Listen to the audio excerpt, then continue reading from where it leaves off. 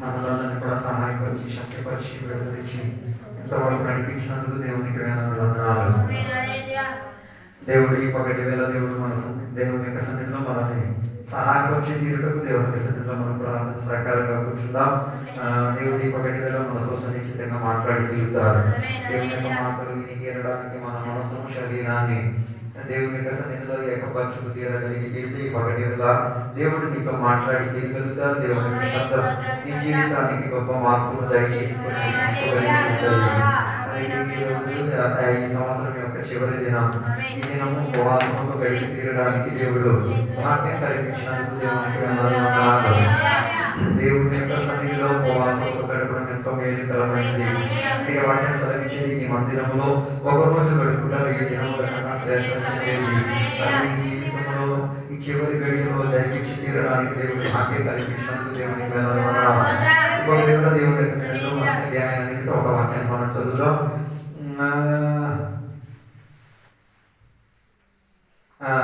2వ దినవృత్తాంతముల పుస్తకం 29వ అధ్యాయం దాని మొదటి 3 వచనాలు.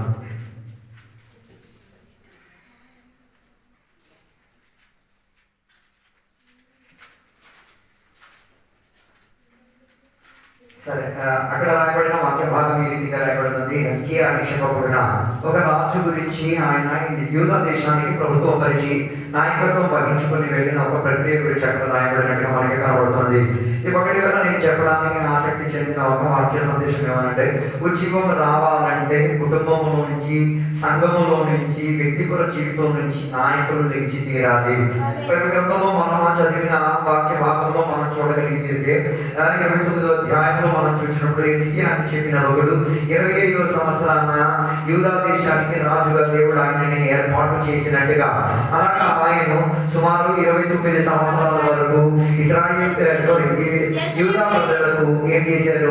నాయకత్వం వహించుకుని నడిపించుకున్నట్టుగా దేవుని యొక్క వాక్యం బోధించి తీరుతున్నది.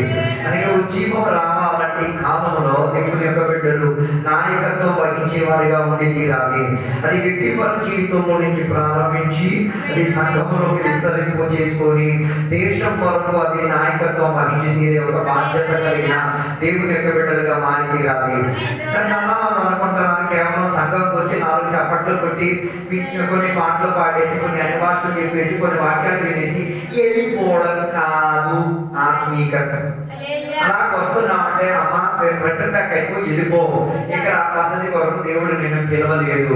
దేవుడు సంఘంలో సంఘ బిడ్డలను పిలిచింది కొన్ని బాధ్యతలు ఇచ్చి తీరడానికి. బాధ్యత లేని వాడు ఎవడు అంటే సాతాను ఒకడే.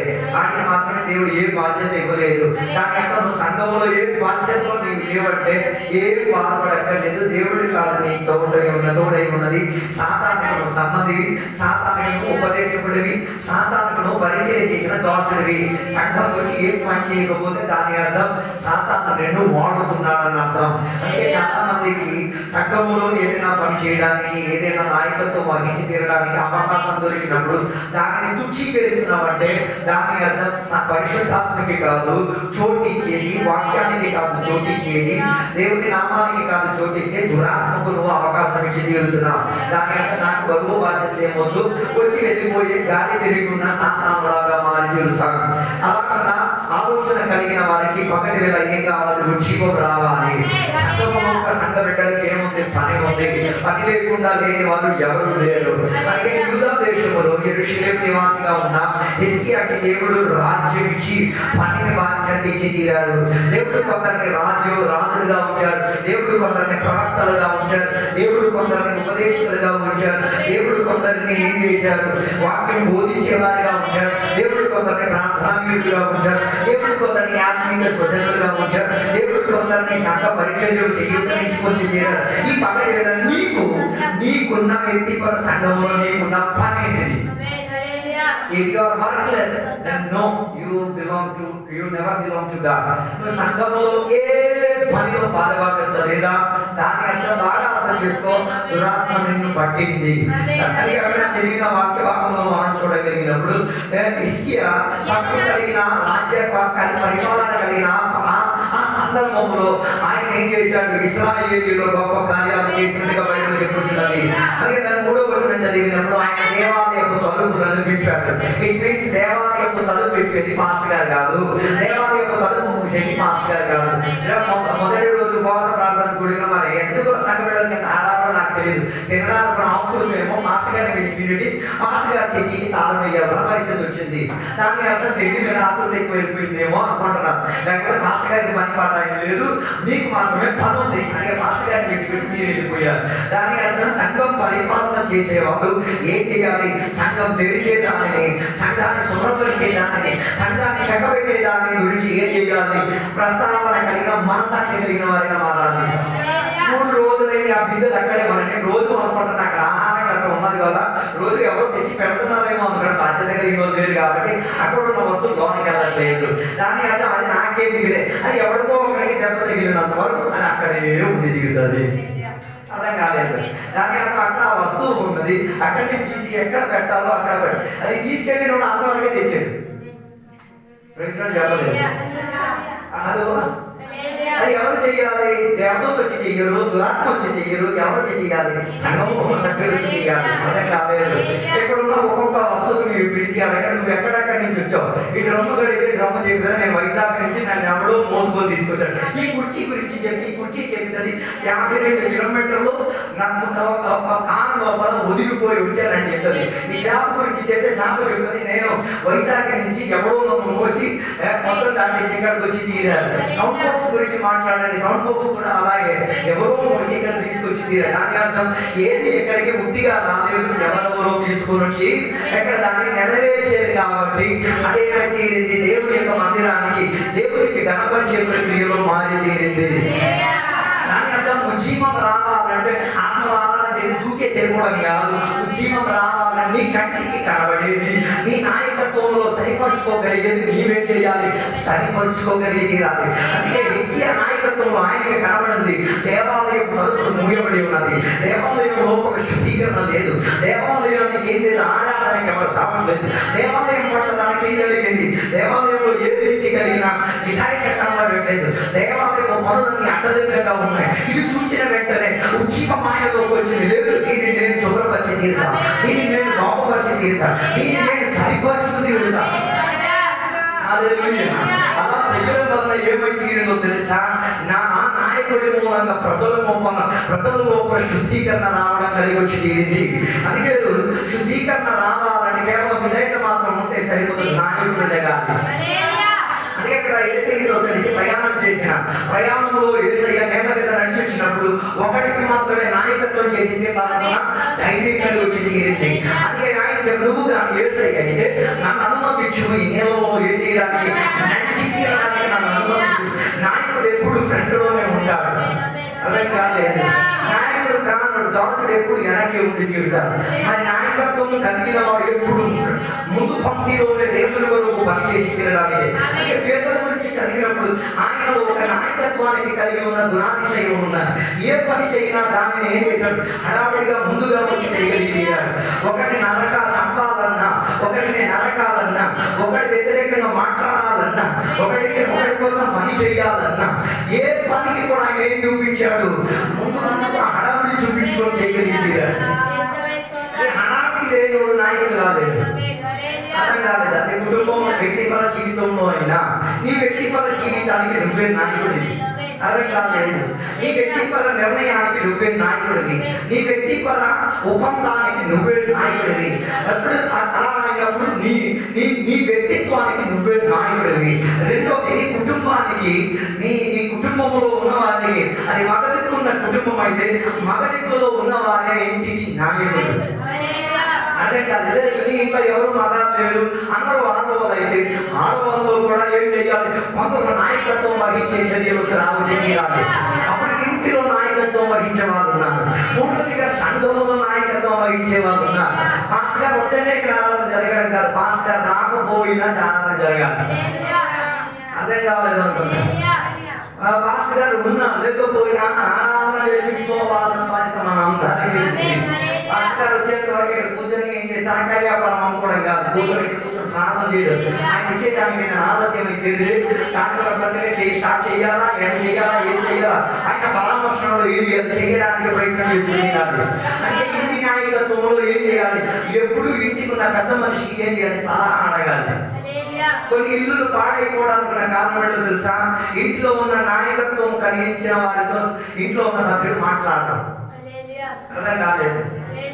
అందుకే కొన్ని ఇళ్ళల్లో 8 గంటలకు ఇంటి లోపలికి రావాలని ఇంటి గల యజమాని చెప్తే లోన్ ఉన్నోళ్ళు వినాలంటే నాకు ఇష్టం, నేను అందిస్తున్నానేంటి, నేను గుడివే నా పని చేయదు, వేరే ఇల్లు చూసుకో. దానికి అర్థం నువ్వు వేరే నాయకత్వం వహించి తీరడానికి రూట్ చూస్తున్నావు అని అర్థం. దానికి అర్థం ఇంటి నాయకత్వంలో ఉన్నవాడు చెప్పిన దాని లోపల ఏం చేయాలి? సరిపడిపోయి జీవించి తీరడానికి ప్రయత్నం తీరాలి. సంఘంలో కూడా నాయకత్వం కలిగిన వారు కేవలం సేవకులు మాత్రం కాదు, సంఘ బిడ్డలు కూడా నాయకత్వం వహించేటట్టు ఉండి తీరాలి. ప్రతి చెట్టుకి దేవుడు ఫలవత్పరం ఇచ్చారంటే దానికి అర్థం ఏదో ఒక ఉత్పత్తి నీలో నుంచి జరిగి తీరాలి. అది నీ ఇంటికి, నీ వ్యక్తిత్వానికి పనికి రావాలి, నీ ఇంటికి పనికి రావాలి, నీ సంఘానికి పనికి రావాలి, నాలుగోది నీ దేశానికి పనికి రావాలి. దేవుడు నీకు ఇల్లు ఇచ్చే పన్ను కట్టాలి, దేవుడు నీకు ఇల్లు ఇస్తే కరెక్ట్గా టైంకి కట్టాలి, దేవుడు నీకు ఇల్లు ఇస్తే నీ వాటర్ బిల్ కరెక్ట్గా కట్టాలి, దేవుడు నీకు ఇల్లు ఇస్తే ట్యాంక్ నిండిపోతే దాన్ని ఏం చేయాలి? ఓవర్ఫ్లో కాకుండా చూసుకోవాలి. ఇవన్నీ బాధ్యతలు. నీ ఇంటి ముందు కాలవాట్లు క్లోట్ అయిపోతే అయితే మున్సిపాలిటీ వాళ్ళని పిలవాలి, లేకపోతే నువ్వే ఆ పనికి చేయాలి. ఎవరో వచ్చి చేసేంత వరకు కాదు. అర్థం కాలేదు. దానికి అర్థం నువ్వు అలా చేయడం వలన సమాజానికి నీవేమి నాయకత్వం వహించి తీరుతున్నావు. నీ ఇంటి ముందు గట్టి మూసుకొచ్చేది పేకాల్సిన బాధ్యత నీది. లేకపోతే అది నువ్వే చేయాలి. అది దానికి పహారమాడి అయిన వారికి ఏం చేయాలి? అప్పచెప్పాలి. అర్థం కాలేదు. హల్లెలూయా. మనం అలా చేయడం వలన సమాజంలో ఏం చేస్తున్నాం? నాయకత్వం వహించి తీరుతున్నాం. రైల్వే స్టేషన్కి వెళ్ళినప్పుడు ఏం చేశారు? టికెట్ తీసుకునేది ఏం చేసేది? మనం మంచి నాయకత్వం వహించుతున్నాం అన్న సూచన. మనం అన్ని పనులు చేసేటప్పుడు ప్రభుత్వానికి లాభోదయం చేసేటప్పుడు తెలుసుకు తీరాలి మనం మంచి నాయకత్వం వహించి తీరుతున్నామని. అలాగైతే ఈ కాలంలో దేవుని యొక్క బిడ్డలు కూడా ఉద్యోగం కోసం ఏది నాయకత్వం వహించేటట్టు ఉండి తీరాలి. పని దొంగగా ఊరికి తిరగడం కాదు, దురాత్మలను పట్టాలి. నీ ఆత్మీక స్థితిగతి నాశనం అయిపోతుంది. ఇంకా నువ్వు ఆత్మీయతలో దేనికి పనికి రాకుండా స్థాయిలోకి వెళ్ళిపోతుంది. అందుకే హెస్కియా గురించి తీరాలి. ఆయనకు దొరికిన సందర్భంలో రాజు ఆయన పనిని ఆయన ఏం చేసుకోగలిగాడు? పూర్తి పరుచుకొని చక్కగా ఏం చేసుకోగలిగాడు?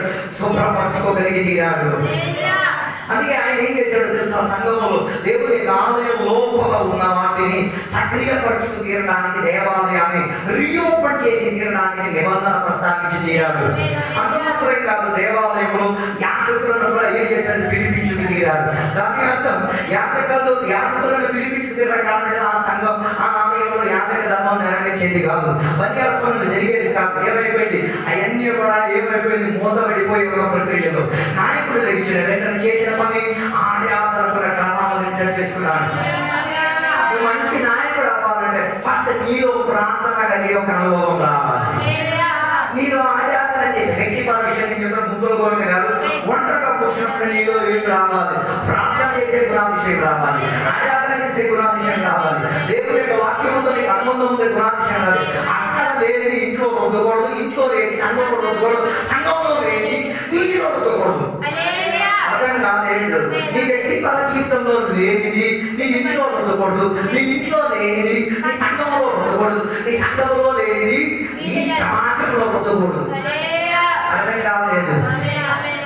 అందుకే ఇంటిలో మనం ప్రార్థన చేయగలిగేవాడు వ్యక్తిపరంగా పక్కన నాయకుడు అవ్వాలంటే నీ ప్రార్థన సమయం ఒకసారి చూసుకో, నీ ఆరాధన సమయం ఒకసారి చూసుకో, నీ వాక్య ధ్యానాలు కూడా సమయం ఒకసారి చూసుకో. కొందరి ఇళ్ళలో ఇప్పుడు, కొందరి వ్యక్తిపర జీవితంలో ఇప్పుడు కూడా దీపం వెలిగించలేదు. ఆదివారం వచ్చి కొన్ని వాక్యాలు వినేసి మర్చిపోయి వెళ్ళిపోవడం కాదు. ఆ విన్న వాక్యం, రాసిన వాక్యం నీకెంత మాత్రం వ్యక్తిపరంగా నిన్ను కదిపి, నేను ఎంత మాత్రం ఆ వాక్యం చరిత్రలోకి తీసుకెళ్ళి తీరింది, నేను ఎంత మాత్రం ఆ వాక్యం నీ లోపల అది చేసింది, ఒక రూపాన్ని తీరేంతగా మార్పు చెందించుకోగలిగి తీరింది. దాని అర్థం నీ వ్యక్తిపర జీవితంలో ఏం కావాలి? ముందు వాక్యముతో ఉన్న అనుబంధం కావాలి. వాక్యపరిచర్యలు ఏదో వచ్చి కొత్తగా తీసేసి చెప్పడం కాదు, నీతో వ్యక్తిపర అనుబంధం ఉండి తీరాలి. అదే చాలా మంది ఇంట్లో నేను దగ్గర వచ్చే వృద్ధి అంటున్నారు, నీ ఇంట్లో నీ వ్యక్తిపర జీవితంలో ఉన్నది నీ ఇంట్లో ఉండాలి. నువ్వు ప్రార్థన చేసేది నీ పిల్లలు చూడాలి, అప్పుడే బుద్ధిగా కూర్చుంటావు. నువ్వు ప్రార్థన చేయకపోతే ఆడికి అర్థమైంది, మా నాయన ప్రార్థన చేయడు, ఆడు వీడు ప్రార్థన చేయడు, మా నాన్న బైబిల్ చదవడు, నేను బైబిల్ చదవను, మా నాన్న దేవుడు చదవడు కూర్చోడు, నేను కూర్చోడు. కాలేదు.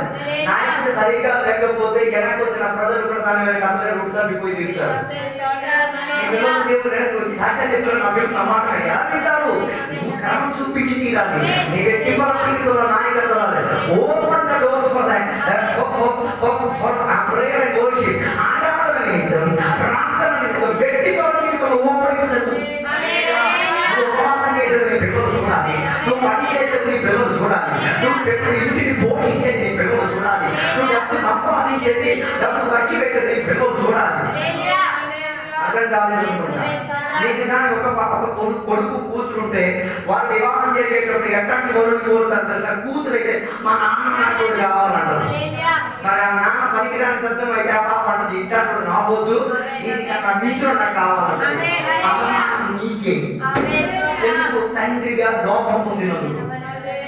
అదో ఒక కొడుకు ఏం ఆశించేది? నా తల్లిలాంటి ఒక భార్య నాకు కావాలని.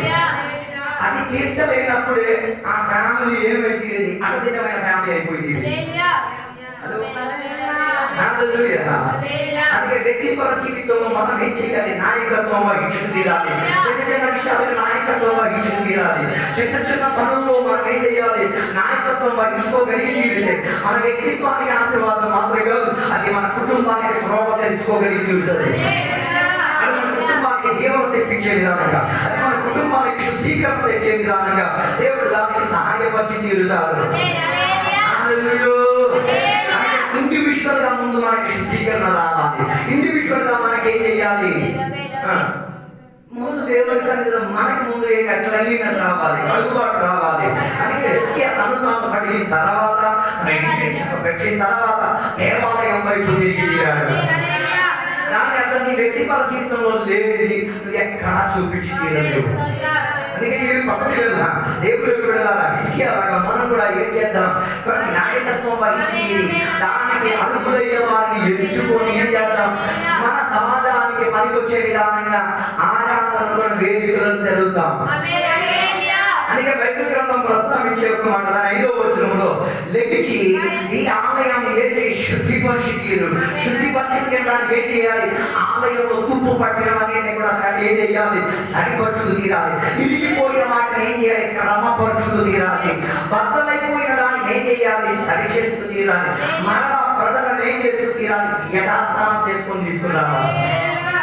మరలా దేవుడితో జత కలిసి తీరేటట్టుగా ఏం చేయాలి? తీసుకొచ్చి తీరాలి. మన అన్నం నుంచి ఎందరో వెళ్ళిపోయారు. ఎంత దగ్గరికి పరామర్శించావు, ఎంత దగ్గరికి బతిమాలావు, ఎంత దగ్గరికి చెప్పావు. ఒకే ఊరిలో పోతున్నాం, ఒకే పందిలో పెడుతున్నాం, ఒకే రోడ్డు మీద ప్రయాణం అవుతున్నాం. వారి పట్టడానికి బాధ్యత లేదా? ప్రాంతంతో జరిగిపోతుంది. నేను జరగాలని నేను అనట్లేదు. ప్రార్థన ద్వారా అన్ని జరిగింది. ప్రార్థనతో ఏం కావాలి? కాస్త నీ విశ్వాసము కార్యం కూడా కావాలి. వారిని కనిపిస్తే వారిని పరామర్శించారు. ఆయన తప్పు అయితే అయ్యింది, మళ్ళీ రా. నీ జీవితం దౌర్భాగ్యంగా కలిగింది కదా, అప్పులు పాలకి సస్తున్నారు కదా, నీ పిల్లలు నాశనం అవుతున్నారు కదా, నీ ఆత్మీయ స్థితి కదా దౌర్భాగ్యం కదా, నరకానికి ప్రయాణం అవుతున్నా. రేపు సస్తే మట్టికి మట్టి అయిపోతారు, నరకానికి వెళ్ళేది. హెచ్చరించి తీరాలి. వాళ్ళు కూడా దేవుని యొక్క ఆలయానికి ఏమై తీరాలి? నువ్వు చెప్పలేకపోతే దేవదూత వచ్చి చెప్పదు, నువ్వు చెప్పాల్సిన పని. వారితో ఎన్నాళ్ళు కలిసి సలహా చేసావు, ఎన్నాళ్ళు ఆనందించావు, ఎన్నాళ్ళు మాట్లాడలే. వారి పట్ల ఒక్క నిమిషం ప్రతిబద్ధత లేదా? ఉపవాస ప్రార్థన కూడా ఎక్కడ రావాలి ప్రతిబద్ధత? ఆరు ఇంటికి చెందిన వారే, వారు దేవుని యొక్క ఇంటికి చెందిన వారే. నీ లోపల శుద్ధీకరణ ఉంటే వారిని కూడా లేవనెత్తుకోగలిగి. అందుకే బైబిల్ చెప్పే ఒక మాట, ఒకటి పడిపోతే ఆయన ఏం చేయాలి? లేవనెత్తాలి. ఒకటి దేవుని సన్నిధిలో దూరం అయితే ఆయన దేవుని దగ్గరికి చేర్చుకొచ్చి తీరాలి. అందుకే నాకు భలే నచ్చింది. సువార్తలో 9 స్నేహితులు, విశ్వాసం చెందిన వాళ్ళు తన తోటి స్నేహితుడికి విశ్వాసం లేకుండా ఉన్న ప్రక్రియలో జీవించుండేవాడు. బైబిల్ ఇంకా ప్రస్తావించేది శరీరం మొత్తం అంగవేలి కింద మారిపోయింది. 9 స్నేహితులు బట్టి దేవునికి స్తోత్రం. ఒక సంఘానికి వెళ్తుండే వారు ఉంటారు, ఒకే రీతిగా దేవునికి సేవించే వారై ఉంటారు. అందుకే వారిలో ఒక ఉజ్జీవం కలిగింది. ఏమని? తన తోటి స్నేహితుడికి విశ్వాసం అంటే ఏంటో మనం ఏం చేద్దాం? వాడిని నేర్పించి చూపిద్దాం. అలాగని చెప్పి నలుగురు ఆయన ఇంటికి వెళ్ళి ఆ కుటుంబ సభ్యులతో ఎలా మాట్లాడి ఒప్పించడం తెలియదు, కానీ విశ్వాసం మాట్లాడే, విశ్వాసం వారికి అప్పచెప్పే, వీటిలో కూడా విశ్వాసం తీసుకొచ్చి ఏం చేశారు, ఈయనను మోసుకొని తీసుకొచ్చారు. కొన్ని జరగాలి అంటే కొందరిని మనం ఏం చేయాలి, మోసే తీరాలి. జీవితాంతా సెకలో కూర్చొని చెవుకొంటూ తినేటట్టుగా మోసిన ఒక ప్రయత్నం కాదు, మోసిన వాడు గణాయిగా రేపేటట్టుగా ఎదుగుదలలోకి రావాలి. నిన్ను ఎవరో మోసాడు కాబట్టి ఏడొచ్చి కూర్చున్నావు, ఎవరో సువార్త చెప్పి నీ దగ్గర వచ్చి ప్రార్థన చేసి నిన్ను మోసేసి సంఘం తీసుకొచ్చారు కాబట్టి ఇక్కడికి వచ్చుకోరు. ఇప్పుడు నువ్వు ఇంకొకటి ఏం చేయలేకపోతున్నావు అంటే నిన్ను తీసుకొచ్చిన దాన్ని నువ్వు అవమానపరుస్తున్నావు. అర్థం కాలేదు. నీకు ఆరాధనకు త్రోవ తెలిసిన త్రోవకు నువ్వు జేసీబీతో మొదలు అవుతున్నావు. అర్థం కాలేదు. చెప్పలేదు. నువ్వే ఏం చేస్తున్నావు, ఏ త్రోవ ఎవరో ప్రయాసపడి తెచ్చారు దాన్ని నువ్వే చేసావు. వేదన రావట్లేదా? మరి వేదన రావట్లేదు, మన సాక్షి సాక్షిందన్నారు. పగటి వేళ ఏ త్రోవను మూసేసావు దాన్ని ఈ ఉపవాస ప్రార్థన కొడుకులు ఏం చెయ్యాలి, దానిని సరిపరుచుకు తీరడానికి ప్రయత్నం చేస్తూ తీరాలి. ఎందుకు దేవాలయంలో ఆరాధన ఆగిపోయిందంటే దేవాలయంలో ఉన్న దేవుడిని విడిచి దేవుడు కాని దేవుడికి వారు ఏం చేసుకున్నారు, ఆరాధన చేయడానికి మొదలెట్టి తీరారు. దేవుడిని ఆరాధన చేయకుండా దేవుడు కాని వాటిని వారు ఏం చేయడానికి ప్రారంభించి తీరారు. దేవుడు కాని వస్తువులకి ఆరాధన. ఈ భూమిలో కనిపించినవన్నీ దేవుడు కాని వస్తువులే. అర్థం కాలేదు అనుకోండి. ఏది నీ కనుక పిచ్చి ఇప్పిస్తున్నాదో అదే నీ దేవుడు. అర్థం కాలేదు అనుకున్నా. ఏది నీకు అధికంగా సంతోషం ఇచ్చి తీరుతున్నదో అదే నీ దేవుడు. అర్థం కాలేదు అనుకోండి. నీ పని నీకు అధికంగా పిచ్చి సంతోషం ఇచ్చేవాడు ఆ దేవత నిన్ను దేవాలయం తెరవనివ్వదు, దేవుడి దగ్గరికి రానివ్వదు, దేవుడితో అనుబంధం చేయడానికి ఇవ్వడు. అర్థం కాలేదు అనుకోండి. ఓ జీసస్ దేవా అని చాలా మందికి అభ్యంతరం ఇప్పుడు పనే. అర్థం కాలేదు. పని కోసం సంఘం మొత్తం ప్రార్థన చేస్తారు, సంఘం మొత్తం ఉపవాసం ఉంటాడు, వీడు పని మాత్రం it means that is your Idol. అది నీ విగ్రహం. ఆ విగ్రహాన్ని ఆదివారం శుక్రవారం ఉపవాస కోడికలు నువ్వు ప్రస్తావించి స్తోత్రాలు చెప్పేది, పాటలు పాడేది, అనివాసం చెప్పి కానీ అది నీ లోపల ఉంది. అర్థం కాలేదు అనుకుంటా.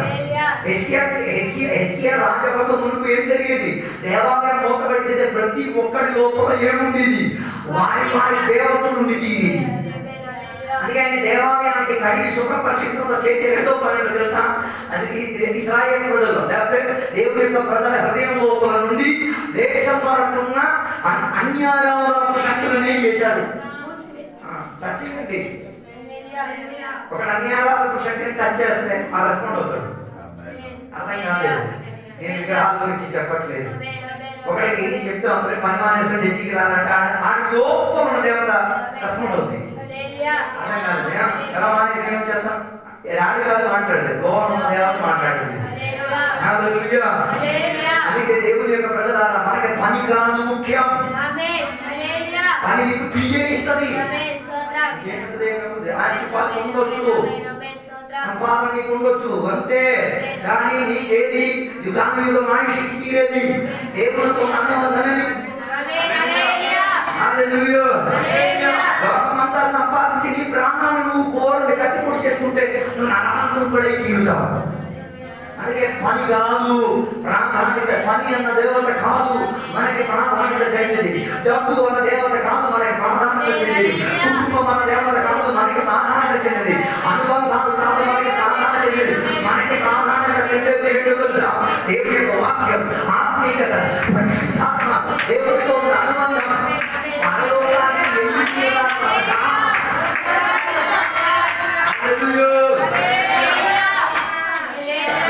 కాలంలో దేవుడి బిడ్డలకి ఏం రావాలి, ఉజ్జీవం రావాలి. అందుకే ఏం చేశారు తెలుసా, దేనిని పగలగొట్టారు, అన్ని ఆరాధనకు శక్తులను ఏం చేశారు, పగలగొట్టి. ఆరాధనకి శక్తి ఉంటే అన్ని ఆరాధనకు కూడా శక్తి ఉంది. అర్థం కాలేదు అనుకుంటా. ఆరాధనకి శక్తి ఉంటే, ఆరాధనకి విడుదల ఉంటే, ఆరాధనలో అద్భుతం జరిగితే అన్ని ఆరాధన ద్వారా కూడా జరిగింది. దేని ద్వారా జరిపిస్తున్నావు, నువ్వే విచారణ చేసుకుని అందుకే హిజ్కియా చేసినది అన్యారాధనకు చెందినది ఎరగొట్టి ఆరాధనకు చెందినది ఏం చేశాడు? అందుకే ఆయన శుద్ధీకరణ చేశాడు ప్రజల లోపల. యాకోబు తన పిల్లలను శుద్ధీకరణలోకి నడిపించే ప్రక్రియలో ఏం చేశాడు తెలుసా? వారి శరీరంలో ఉన్న ఆభరణములను మొత్తం మూడకీకేసి దాన్ని ఏం చేశాడు? మస్తాకి చెట్టు కింద పెట్టేసి ఏం చేశాడు తెలుసా? పాతి పెట్టేశాడు. ఎందుకు పాతి పెట్టాడు? లేదు, ఆ దేవత మళ్ళీ తిరిగి వస్తుందని. ఆ దేవతకున్న ఎఫెక్ట్ అంతే. ఐగుప్తు దేశంలోకి వెళ్ళి దేవుడు చెప్పిన ప్రణాళికలో ఇశ్రాయేలు ప్రజలు అక్కడికి వెళ్ళారు. అక్కడ ఉన్న దేవత మీద వెంబడించుకుని ఎక్కడి వరకు వచ్చింది? ఎక్కడి వరకు వచ్చింది? దేవుడి యొక్క ఉడంబడిక ఇచ్చేంత వరకు వెంబడించింది. అంతర్గత వారు ప్రయాణం చేసిన జీవితకాలం వారిని వెంబడించింది. అప్పుడు తెలుసుకుంది ఆరాధన శక్తి అన్ని ఆరాధన శక్తి ఒకే భక్తిలో పరిగెడుతున్నారు. దేనికి గెలవడానికి అవకాశం ఇచ్చి తీరుతున్నారు. అందుకే ఆయన ఏం చేశాడో తెలుసా? అర్ధోను మోషే లేని సంవత్సరంలో ఏం చేశాడు? మాకు విడుదల ఇచ్చిన దేవత ఈ దూడే అని చెప్పి ఏం చేయించారు? ఆరాధన చేయించేటట్టుగా ప్రజలని వంచనలోకి తీసుకొచ్చారు. అన్యారాధన ఒక శక్తి టక్కని ప్రజలు ఏం చేస్తారు? రెస్పాండ్ అవుతారు. ఆరాధన శక్తికి కొద్దిగా ఆలోచిస్తారు. అర్థం కాలేదు. ఇప్పుడు నేను ఎక్కడికి తెచ్చి ఒక విగ్రహం స్థాపించాను, టక్కని నువ్వు రెస్పాండ్ అవుతావు. కారణం ఏంటిది? ఆ ప్రవాహం నీలో ఉంది కాబట్టి. అదే నేను అంతా చెప్పారు ఆరాధన చేయండి రా బాబు. ఆరాధన ఒక కాలం ఆడేసి గంట 40 నిమిషాలు, ఇప్పుడు 2 నిమిషాలు కూడా సేవ కావట్లేదు. 2 నిమిషాలన్నీ వస్త్రం మాట్లాడేపోతాం. అప్పుడు ఆరాధన ఎక్కడ తెచ్చిందో ఆలోచించు. అర్థం కాలేదు. కొద్ది ఒక పాట పాడితే ఎన్ని గంటలు వెళ్ళేది, ఇప్పుడు 1 నిమిషం దాటలేకపోతున్నది. కొద్ది ప్రార్థన చేశాడు, ఎన్ని అద్భుతాలు జరిగేది. కొద్ది దేవుని యొక్క వాక్కులు చేసి ఎన్ని స్వస్థతలు జరిగేవి. ఇప్పుడు ఏమైపోయింది? ఆరాధన శక్తి ఆగి అన్ని ఆరాధన శక్తి.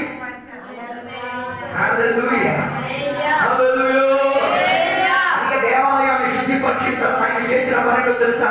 దేవుడికి ఆరాధన చేసేదానికున్న యాగత్వాలను సిద్ధపరిచి తీరాడు. వారితో వాక్యేవారిని, పాటలు పాడేవారిని, ఆరాధన నడిపించుకునే వారిని, దేవుని దగ్గరికి మనుషులను చేర్చుకోవడానికి తీసుకెళ్లిన వారిని ఏం చేశాడు? లేవనెత్తాడు.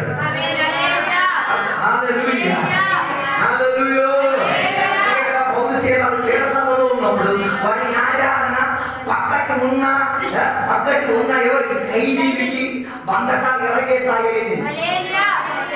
మరి వాళ్ళు మంచోళ్ళు కాబట్టి పారిపోలేదు. ఎక్కడి నుంచి పారిపోలేదు? అందుకే కదా అక్కడ ఉన్న జైలు కట్టి తీసి తన ప్రాణాన్ని తీసుకుని ఎందుకు అక్కడి బంధకం ఇరిగిపోతే పారిపోతారని. కొన్ని అట్లాంటివి బంధకం ఇరిగితే పారిపోతాయి. ఆలోచించుకో, నువ్వు దేవుడివి. బంధకం ఇరిగితే ఎక్కడ బంధకం ఇరిగింది అక్కడ నిలవడానికి తీరాలి. ఎవరు నీ బంధకాన్ని ఎరగొట్టారో ఆయనతో ఏమైంది తీరాలి, అనుభూతి అయి ఉండి తీరాలి. అందుకే కదా బైబిల్లో రాయబడింది, ఒక గాడిద దాని బంధకాన్ని విప్పేసరికి ఎవరిని మోసింది? యేసుని మోసింది. ఎవరు దాన్ని బంధకాన్ని ఎరగొట్టారో అందరికి ఇప్పుడు తెలియదు. ఎందుకు మాట్లాడుతున్నారు? ఏదో సత్తం మీ బాలసుబ్రహ్మణ్యనా? లేకపోతే నీ పాట వచ్చానా? లేదు, నిన్ను విడిపించిన దేవుడిని ప్రస్తావించే పాట. అర్థం కాలేదు. సినిమా పాట వచ్చి పాడేస్తాడు ఇలాగెళ్తే. కారణం ఏంటి? అది ఇది ఒకటే, తేడా ఏం లేదు అనిపిస్తుంది. అది కాదు బైబిల్ ప్రస్తావించేది.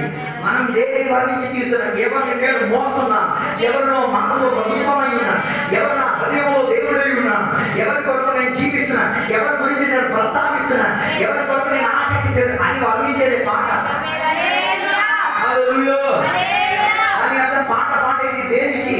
మన సత్తా తీర్చుకోవడానికి కాదు. పాట పాడేది ఆత్మశక్తిని తిప్పడానికి, పాట పాడేది కట్టులను కొట్టడానికి, పాట పాడేది దేవుని సన్నిధిలో ప్రజల మనసు మనవంతంలో ఏదో నేను బాలసుబ్రహ్మణ్యం చూపించిన అమ్మ తప్పైపోయింది. మన మనసు పొందుకో. పాట పాడమంటే నైజంతా కూర్చొనిజంతా మరి దేనికి వస్తున్నావు? ఓ పాట తెలియకపోతే దాని అర్థం దేవుడి గురించి చెప్పడానికి ఏం లేదు. మెస్సియా చేసినట్టుగా పాట ఏది కాదు, పాట నేర్చుకోవాలి, పాట పాడాలి, ట్యూన్లోకి రావాలి. కారణం అయితే మనం చేసేది ఆసమాస పని కాదు. ఎవరికి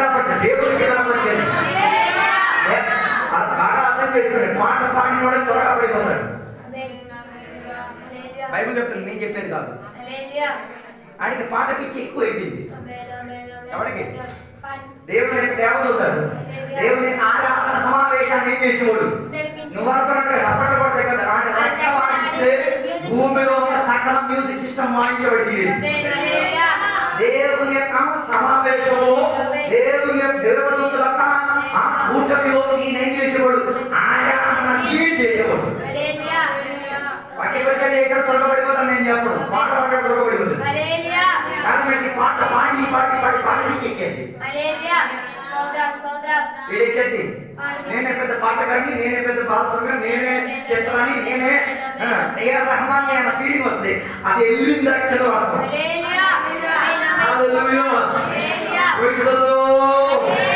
అందుకే పాట మనల్ని ఎక్కించడానికి కాదు, పాట దేవుడిని ఎక్కించడానికి, దేవుని సింహాసనాన్ని గుర్తించడానికి. విషయాలను మానవుతే నిండి చదవండి. ఆదుతో పరిశుద్ధులు పరిశుద్ధులు పరిశుద్ధులు అని చెప్పేటప్పుడు ఆ పరిశుద్ధత ఒకే స్థలంలో ఉంది.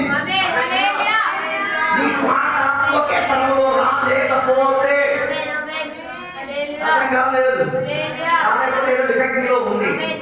నీ చప్పట్లు ఒకే స్వరంలో రా, ఏదో డిఫెక్ట్ నీలో ఉంది. నువ్వు కలవలేకపోతే కలవడానికి ట్రైనింగ్ తీసుకో. అర్థం కాలేదు. ఒక పని నేర్చుకోవడానికి ట్రైనింగ్ ఎలా కావాలో, ఒక పాట నేర్చుకోవడానికి ట్రైనింగ్ కావాలి, ఒక చప్పట్లు కొట్టడానికి ట్రైనింగ్ కావాలి, ఒక వాక్య బోధ నేర్పించడానికి ట్రైనింగ్ కావాలి. అందుకే వారు పరిశుద్ధులు పరిశుద్ధులు పరిశుద్ధులు అని దేవదూతలతో సమావేశంతో కలిపి 2 రెక్కలతో ఎగిరి 2 రెక్కలతో ముఖం కప్పి 2 రెక్కలతో పాదం కప్పి ఏ దేవుడికి చెప్పేటప్పుడు ఎలుబడి అక్కడ దేవుడి యొక్క మహిమ దిగిపుచ్చింది. మహిమ దిగి రావడం మాత్రం కాదు, అక్కడ కట్టు నీకు పరలోకంలో ఆరాధన చూపించి ఆ ఫోటో ఆ ట్రెండ్ ఫోటో ఈ ట్రెండ్ ఫోటో అది పాట కూడా పాడలే. మనం 7 నిమిషాలు పాట పాడి సాగాలి, రాగాలు తీసేస్తున్నాం, రాగాలు సాగాలు రెహమాన్ కూడా తీస్తున్నాడు. దాని వల్ల ప్రయోజనం 3 పరిశుద్ధులు పరిశుద్ధులు పరిశుద్ధులు అని చెప్పేటప్పుడు కథ నేర్చుకో. ఒక పాట మొత్తం పాడకాదు, 3 ముక్కలు పాట తెచ్చాం.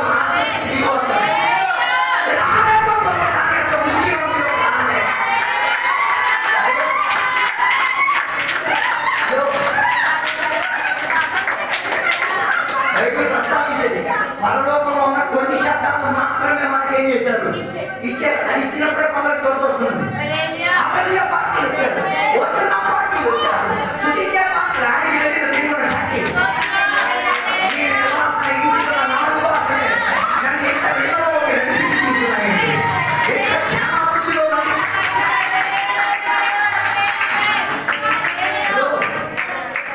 శుద్ధీకరణ ఉన్నోడే పాడాలి, నాయకత్వం వహించినోడే పాడాలి. పాడే దేనికోసం అయ్యి తీరాలి, దేనికోసం అయ్యి అవతల పట్లు ఇవి తీరాలి, అవతల పద్ధతి ఇవి తీరాలి, అవతల ఈ సంఘంలో పాట వినడానికి ఆకృత చెంది వచ్చి రక్షణ పొంది మోసం పొంది సంఘంలో సభ్యులయ్యి ఉన్నారు. వచ్చారు ఈ పాట ఏంటి చాలా ఎంతమంది ఈ ట్యూన్ చాలా బాగుంది. ఈ పాటలో ఆమె ఏం చేసింది? ఆకర్షించింది.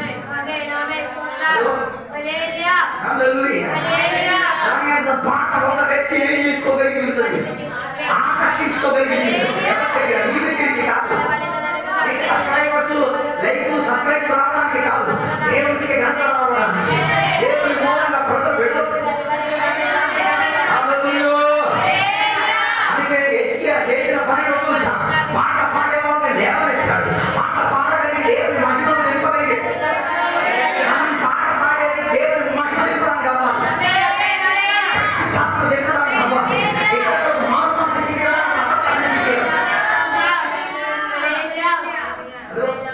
పాట పాడేవాళ్ళకి 4 పాట పాడండి నైజంతా, 4 మరణ పాట పాడండి నైజంతా, బాప్తిస్మ సమయంలో పాడిన 4 పాటలు పాడండి నైజంతా. ఓసిపో అది మనకు అవసరం. ఒకసారి సమాధి కార్యక్రమం ఒక అమ్మకి చెప్పారు, అమ్మ సమాధి కార్యక్రమం అమ్మా ఒక పాట పాడు. ఇంకా కొరడాలు కత్తి పట్టుకొని నైకి అంటే దేవుని శుద్ధించాలనుకుంటా చచ్చిపోయిన టైం. ఆ టైంలో దేని గురించి చెప్పండి? మట్టి వీరా మట్టి వీరా, మన్నురా మన్నురా, మరణం సునిశ్చితం రా, ఇట్లాంటి పాట పాడి. లేకపోతే నీ జీవితం విలువైనది, దేవుని దగ్గరికి రా, ఎక్కడ ఎక్కడ ఏ రీతిగా తుపాకీ పేర్చాల కొందరు తెలియట్లేదు. ఎప్పుడు ఎక్కడ ఏ సరుకు అందరికి తెలియదు. ఏదో పెద్ద వ్యాపారం అవ్వదు. అందుకే మన పాట దేవుడికి తీరాలి, మహిమ తెలుపడానికి, ఆకర్షించబడి వారి పాపం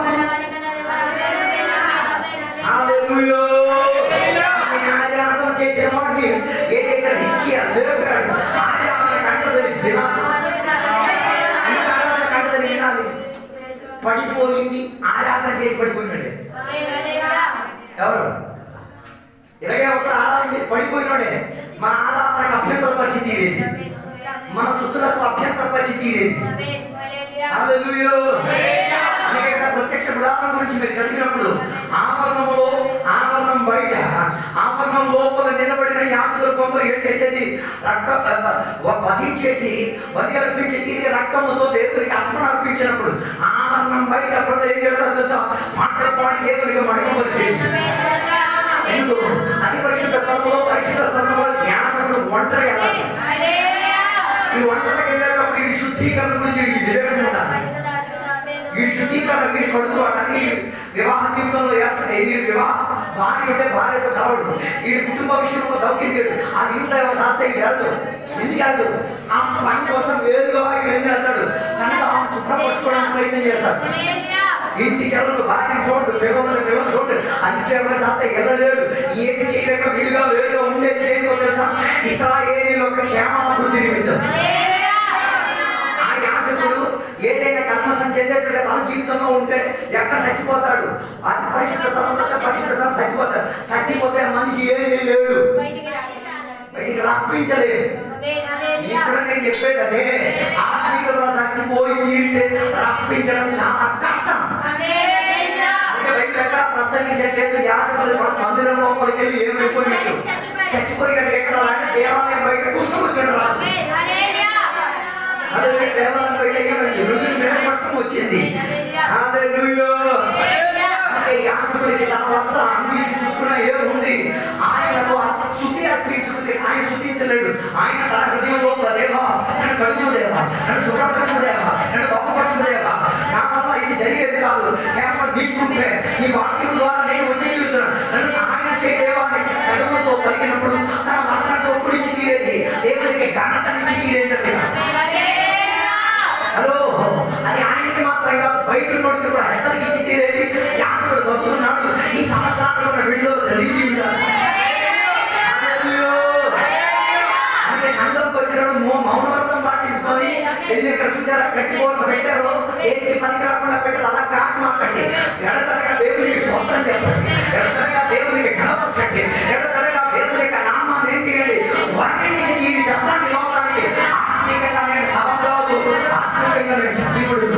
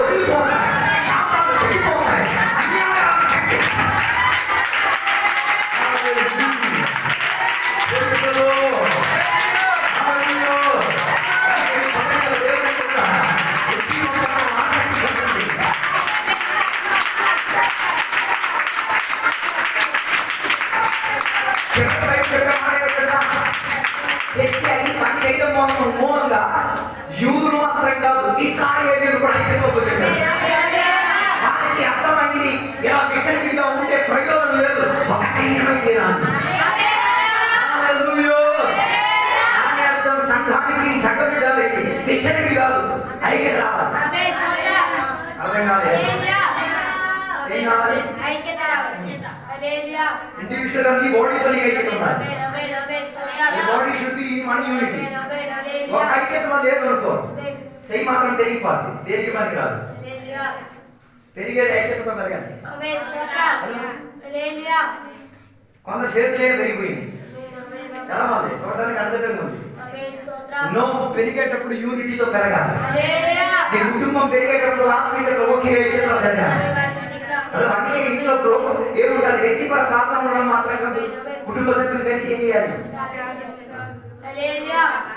అన్నోలేమన్నా సాయంత్రం ఏముండాలి, ప్రార్థన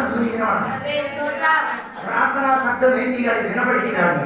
నీ పిల్లల కోసం, నీ కుటుంబం కోసం, నీ భర్త కోసం, నీ పని కోసం, నీ వ్యక్తిపర జీవితం కోసం ఏం చేయాలి. యోగుల యుద్ధం చూడండి, అరిమోదేమో ఏం చేసేవాడు, చేశాడు కాబట్టి సత్యంలో తిరిగి వచ్చాడు. చెయ్యలేదో సత్యం మట్టి మట్టి అయిపోతాడు. ఏం చేయాలి, ప్రార్థన చేయాలి. ఎవరి కోసం? దేవుని దగ్గరికి రాని పిల్లల కోసం ప్రార్థన చేయాలి. ఎవరి వరకు ప్రార్థన చేయలేదు, మాకు 2 సెకండ్ల వరకు ప్రార్థన చేయాలి. అందుకే ఇశ్రాయేలు సమాజం లోపల ఏమొచ్చింది, ఐక్యత వచ్చింది. ఐక్యత వచ్చేసరికి మిగతా రాజులకు ఏమొచ్చింది, భయం వచ్చేసింది. సంఘం ఐక్యతలోకి వచ్చి తీరితే ఏమొస్తుంది, ప్రతి ఒక్కడికి భయం వచ్చి తీరుతుంది. అందుకే కాలంలో ఉద్యమం రావాలంటే ఐక్యతలోకి రావాలి, ఒక మనసులోకి రావాలి, ఒక ఆత్మలోకి రావాలి, ఒక కట్టలోకి రావాలి, ఒక అభిషేకంలోకి రావాలి. ఎందుకు ఒకటే తీరాలి, ఒక బాప్తిసం దేవుడు మనకి ఇచ్చాడు, ఒక ఆత్మతో మనల్ని విడిపించాడు, ఒక తండ్రి మనల్ని విడిపించాడు, ఒక యేసయ్య మన కొరకు మరణించాడు, ఒక స్వార్థ మనల్ని విడిపించుకుంది, ఒక పరలోక మన కొరకు తగిన నడవడి ఉన్నది. అన్ని ఒకటైతే మనం ఒక్కడవడానికి ఏంటి ప్రాబ్లం? హల్లెలూయా. ఈ ఉపవాస ప్రార్థన కూడిలో ముగించడం ఐక్యతలో కదా. నీ అమ్మతో, నీ నాన్నతో, నీ తాతగారితో, నీ సంపదతో, నీ తోటి విశ్వాసితో, నీ తోటి పిల్లలతో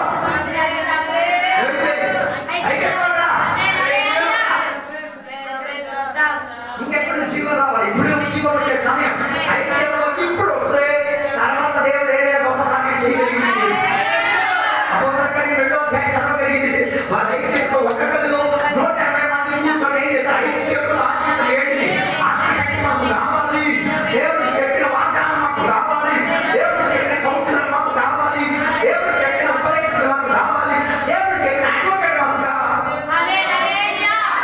ఐక్యత వస్తే అడ్వకేట్ వస్తాడు, ఐక్యత వస్తే అడ్వకేట్ నీకు నేర్పిస్తాడు, ఐక్యత వస్తే రుమాలు వ్యాపారి పబ్లిక్ ఇస్తుంది. ఈ పక్కన సంఘం ఐక్యతలోకి రావాలి.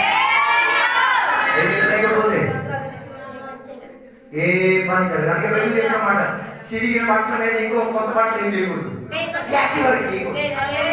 క్యాచి వరకు సిరిగింది సిరిగండి హలో, ఏదైతే జరిగింది, ఏది పగిలింది, కొత్త నేర్చుకొని ఏం చేద్దాం, ఐక్యతలోకి తయారైపోయిందాం.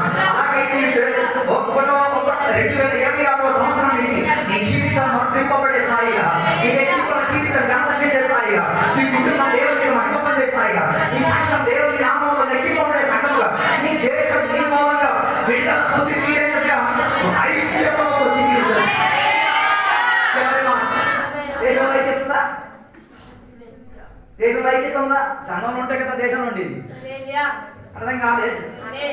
దేశంలో ఒకరొకరు ఏం చేసుకుంటున్నారు, కొట్టేసుకుంటున్నారు. ఒకటి ప్రాణాపాయం ఉన్న పక్క బతికించడానికి ఎవరు వీడియో కొట్టుకుని తిరగడానికి మనుషులు ఉన్నారు. మన ఐక్యతలోకి వస్తే మన ఐక్యత వారికి ఏమి ఇచ్చి తీరుతుంది, ప్రోత్సాహం ఇచ్చి తీరుతుంది.